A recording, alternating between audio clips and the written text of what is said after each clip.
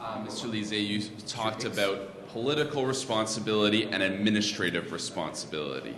So how should Quebecers divide up the blame over the failure to rescue these stranded motorists? Well, the political responsibility is first and foremost because the people designated by the Premier to head these departments have the responsibility to make sure that the administration is up to speed in cases like that. And clearly we all saw that they were not up to speed. They failed in their responsibility. That's why we're asking for Mr. Lessard to be removed from his post immediately. Now, how in the chain of command administrative were the faults?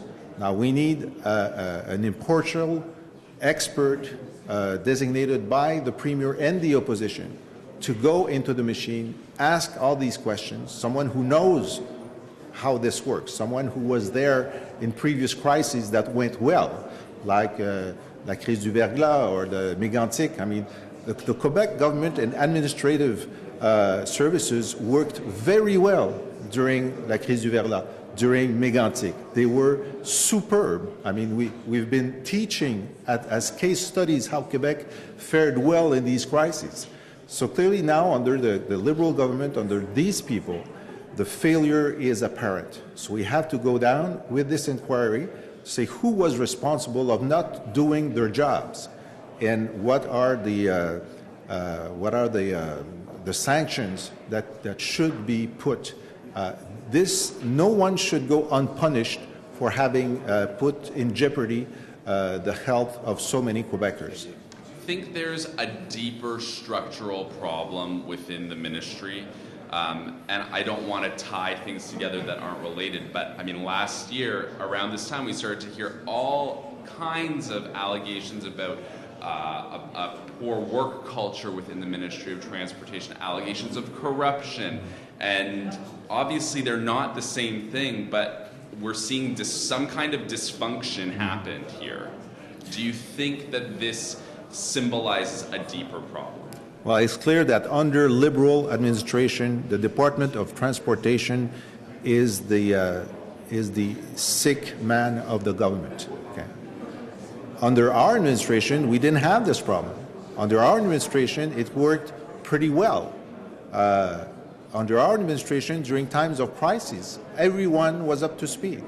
So is there a problem of Liberal culture? Is it the people that the Liberals designate in the leadership positions in this department? The fact that will always befuddle me is when they had a minister who wanted to fix things, Robert Poitiers, they kicked him out. And they kicked him out. And then they had two other chances to put him back in, and the Premier just doesn't want him to be Minister of Transportation. Well, maybe he has another chance to right this wrong. Mr. Bérubé, you talked about cameras. Yep. You talked about the fact that the Ministry of Transportation was quick to put out a video clip of a snowy owl flying in front of a camera. So what do you think this situation says about where their priorities are? It's our national bird emblem. Well, there's camera everywhere around this highway. So, if you get caught not paying what you have to pay on some highways, they're gonna fine you. They're gonna give you a clear image. But first, they didn't see 300 cars together, totally not rolling. This is a first question. If they know that, if the Minister of Public Security and the Minister of Transport are aware of that, what they decide to do? When did the call was received? What is the schedule of the minister? Since they have the news, till they take action. So what we have in mind is it's hard to understand how a situation like this can happen in an urban area. I live in a rural area. If something happened there, in the Gaspé area, what's going to be the reaction of the authorities? If they can fix it in Montreal, and you have 300 families, people, 12 hours under cold, hunger, snow, anxiety, fear, I'm clueless. So we're asking questions for the people, and we want the truth for the people.